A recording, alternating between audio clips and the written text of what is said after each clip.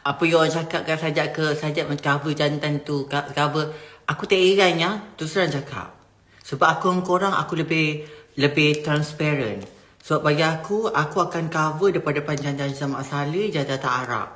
Jajah orang-orang kat sini, Ozi, yes, aku cover. Tapi dengan korang, aku tak perlu cover dah. Sebab pasal kes kat korang dekat Malaysia tu lah aku kat sini.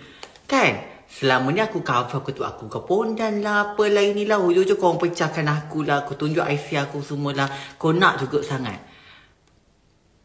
Sekarang ni, korang satu Malaysia dah tahu kot. Sebab apa aku nak cover? Kalau kau nampak aku ke, kalau kau nampak apa yang ni ke apa, tak perlu cover. Sebab aku tu daripada male to female. So tak perlu heran. Mak tak kisahnya, mak tak kisah. Yang penting, mak pun dah cantik nombor satu tau.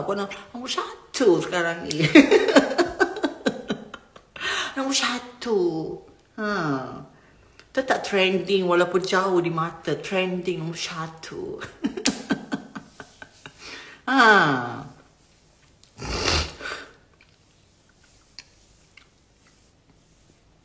Tetap nombor satu.